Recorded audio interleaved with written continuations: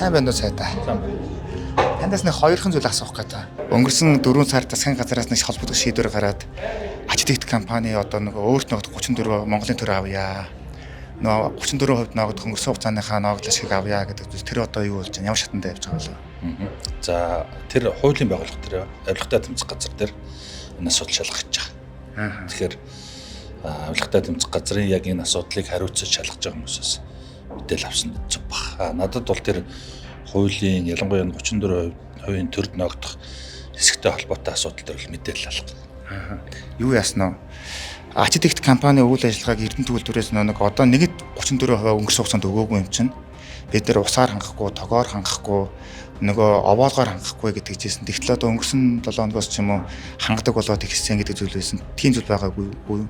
За ачтэгт компани дээр бол Эрдэнэ төлөвлөрөөс Орхон аймгаас компаниас нь гэдэг одоо баг өдөр болгон маш их олон асуудлууд ирсэн. За энэ асуудал бол засгийн газар дээр, ерөнхий сайд дээр, бусад газрууд дээр, манай яам дээр гэдэг ийм асуудлууд ирсэн. Тэгээ газар дээр нь шуурхай ажлын хэсэг томилж ажилласан. Засгийн газрын хэрэглэх газрын бүрэлдэхүүнтэй ажлын хэсэг. За тэгээд энэ нь бол энэ ажлын хэсгийн одоо дүгнэлтээр гарсан асуудал бол энэ байгаль орчны ялангуяа энэ нөгөө энэ жил бороо хор маш ихтэй байсантай холбогдуулаад одоо нөөцийн юмуд одоо далангууд нь сэтрэх тийм ээ ийм одоо маш хүнд асуудал үүссэн байна гэдэг ийм асуудлыг яриад за энэ асуудал нь бол бас тэр үйлдвэрийн үйл ажиллагааг эргэлтэнд оруулж иж шийдэх асуудал байна гэд. Тэгээд энэ дээр нь орон нутгийн аймаг дээрэс нь Эрдэнэ төлөвлөр хоёрлоо алтан бичиг явуулаад ингээд шийдвэрлсэн асуудал байна. Та бол явуулж бичиж шийдвэрлсэн юм байна тий.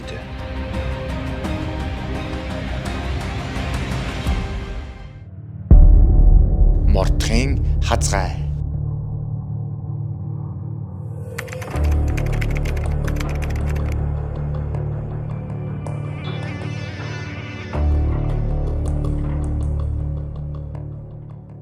Ачтэгт компани болон тухайн хамаар бүхий аж ахуйн нэгжгээд нийтдээ 11 объектэд шалгалтай ажлыг явуулаад нийт 940 гаруй бот санхүүгийн байранд их хэмжээний мөнгө буруу авсан шалгалтай ажил бага үргэлжлээд хийгдээ.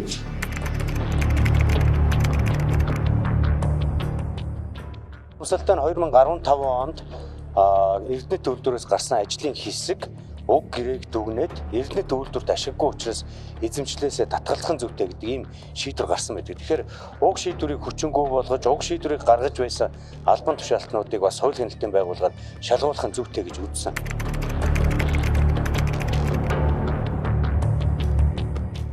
Эрдэнэ төлөвлөр өөрөө ачтэгт компани 3 зүйлээр ханддаг. Нэг нь болохоор овоолгоор, хоёр дахь нь болохоор хязгаарлалт ашиглуулах гэрээ гэж үүдийн газар ашиглуулах. Ийм газрын гэрээ байгаа. Гурав дахь нь бол ус байдаг. За Эрдэнэ булганы цахилгаан төвөг сүлжээ компани бол ачтэгтээ гэрээ байгуулаад цахилгаанаар хангадаг. Энэ дөрвөн зүйл одоо гол нь байна л да.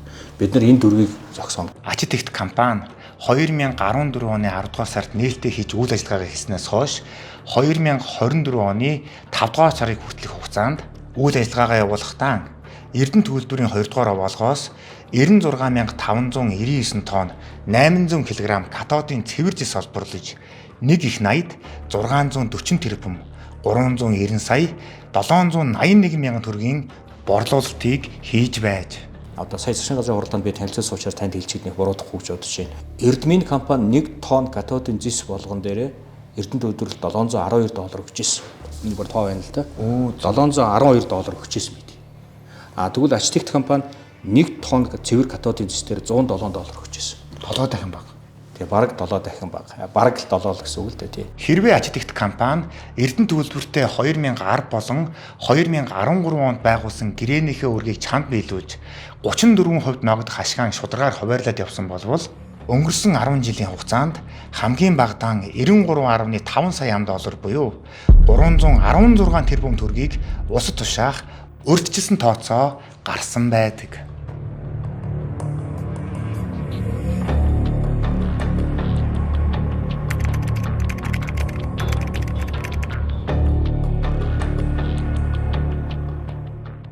Монгол улсын засгийн газар ачтэгт компанийг шахалтанд оруулж алдагдсан 34%-аас эргүүлж авах, мөн түүчлэн 34% ногдох өнгөрсөн 10 жилийн ашгийг одоо авах ажилд яг бэлэн олох гэж байтал улсын их хурлын одоо ээлж сонгуульд босон учраас энэ ажил төр завсарласан билээ.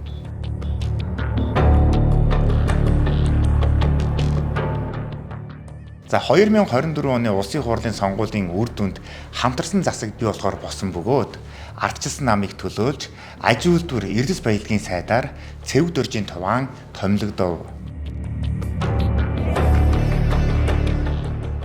За цэвэг дөржийн товаан 2024 оны 7 дугаар сарын 10-ны өдөр аж үйлдвэр эрдэс баялагын сайдаар томилогдсон боловч тэрээр одоо 7 дугаар сарын 25-ны өдөр л сайдынхаа тамгыг авч албан ажилдаан томилогдсон байдгаа.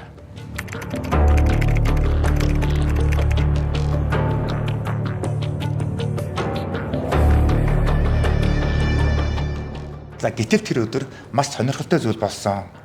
За товааныг аж үйлдвэрийн эрдэс баялагын сайдаар томилогдсон яг тэр өдөр нь за 2 сар гарны туршид таг дуугүй байсан ажид гэт компани гинтл ам орж одоо аваарын өндөржүүлсэн бэлэн байдлыг гэнэт зарлах нь тэр.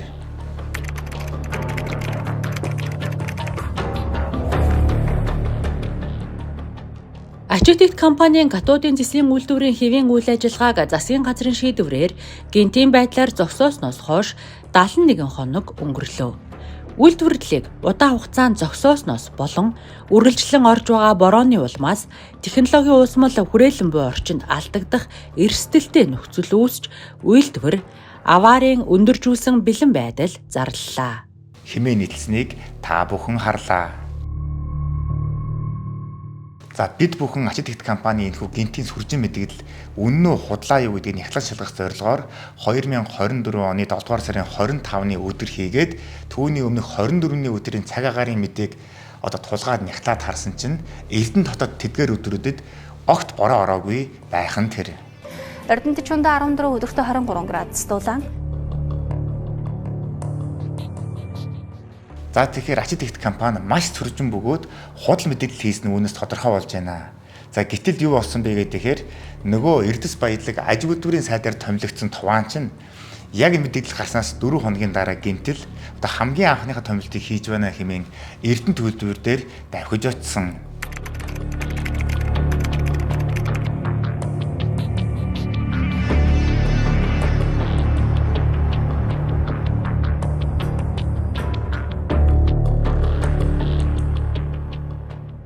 За аж үйлдвэр эрдэс баялагын яамны албан ёсны цахим хуудас дээр албан ёсны Facebook хуудас дээр нь за товаан сайд зөвхөн Эрдэнэт үйлдвэрт дээр одоо танилцахаар очисон гэдэг мэдээлэл гарч ирсэн.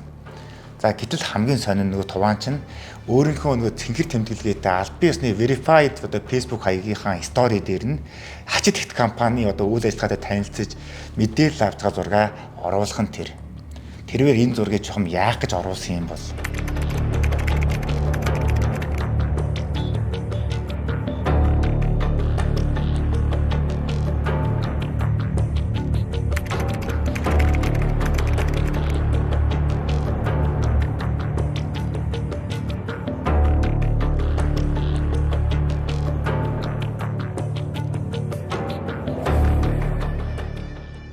Монгол Улсын засгийн газрын холбогдох шийдвэр гараад ачид гэт компани нь одоо өнгөрсөн хугацаанд одоо өгөх ёстой байсан 34% өгсөнгүй.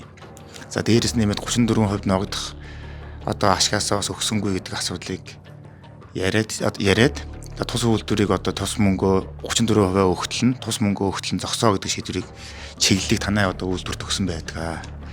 За ингээд зогсоосон гэдэг мэдээлэл авчихсан чинь ингээд саяхнаас ачид гэт компани үйл ажиллагааг дахин эхлүүлжээ. Яагаад энэ зүйл болов гэдэг юм бас босч ирж байна. Та энэ талаар нь ярьж өгөөч. За ачид гэт компани үйл ажиллагааг зогсоосныг бол та бүхэн яг дэс дараалттай мэдж байгаа. Энэ бол засгийн газрын 2024 оны 4 сарын 24-ний өдрийн хуралдааны тэмдэглэлээр өгсөн үүрэг даалгаврын дагуу үйл ажиллагааг нь хязгаарласан. Товаан сайд бас ирж газар дээр нь ажиллаад нөхцөл байдлаа танилцаад Эрдэнэт үйлдвэрийн ерөнхий захирал Ямдан танаа гээд 8 сарын 20-ны өдөр чиглэл хөргүүлэх тухай энэ алтан бичгийг явуулж чиглэл бидэнд өгсөн.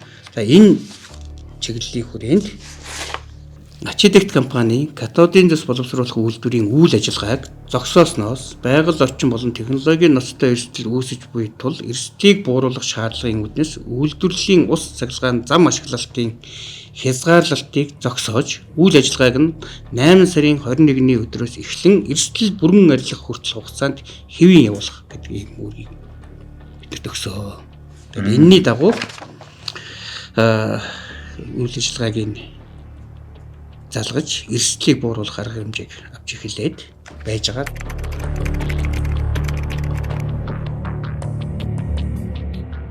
Үйлдвэрийн үйл ажиллагааг эргэлтэнд оруулж иж шийдэх асуудал байна гэд. Тэгээд энэ дээр нь орон нутгийн аймаг дээрэс нь Эрдэнэт үйлдвэр хоёрлоо алтан бичиг явуулаад ингээд шийдвэрлсэн асуудал байна. Та бол явуулж бичиж шийдвэрсэн юм тэр юм тий. Тий.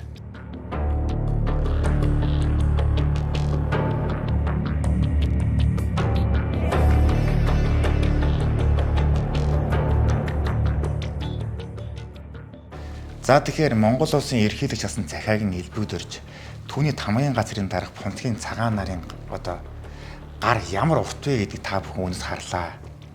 Монгол улсын засгийн газар 2024 оны 4 сараас эхлээл ачидэгт компанид алдчихсан байсан 34% сэргээж авах 34% ногдох ногдол ашгаа нөхөж авахаар ямар их ажлыг хийсэн бilé. Гэтэл ардчилсан намаас томилогдсон ганцхан сайдыг л явуулаад л засгийн газрын энэ бүх ажлыг нь зүгээр л өрн таран болгосныг та бүхэн үүнээс мэдж авлаа. Хилцээр юмнуудаа хийгээд 60 хоногийн дотор ингээд шийдвэрлэх хэрэгтэй гэдэг ийм үүрэг чиглэлийг засгийн нэрийн өмнөөс ачидэгт компани бид нар хөргүүлж хэлж ийсэн, ярьж ийсэн ажлын хэсэг дээр.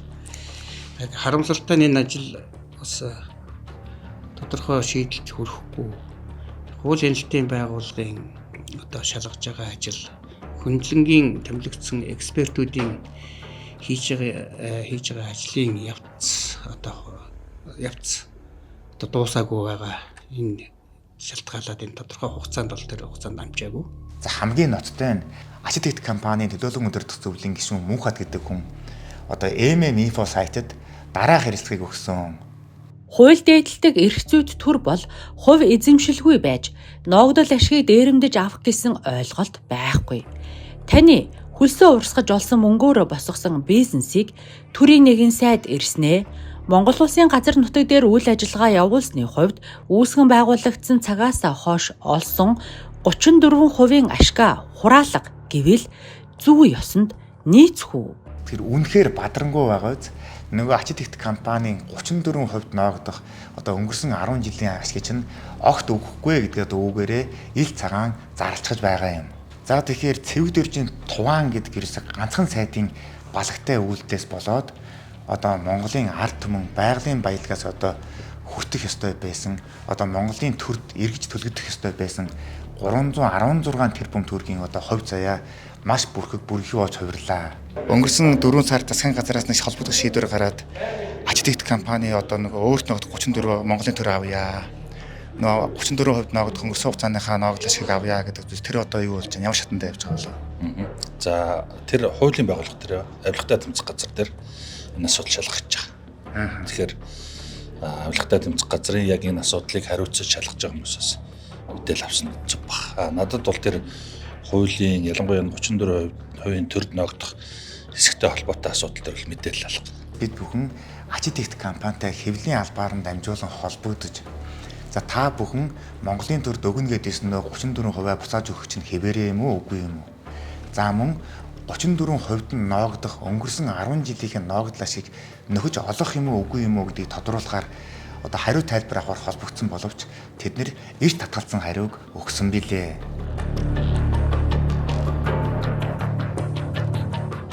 За энэхүү нэвтрүүлгийг бид бүхэн Монгол улсад шудраг усыг тогтоохын тулд Монгол улсад байгалийн баялагийг нийт ард түмэндээ тэгш хүртээхийн тулд хийсэн гэдгийг эцэст нь хариуцлагатайгаар мэдэгдэе.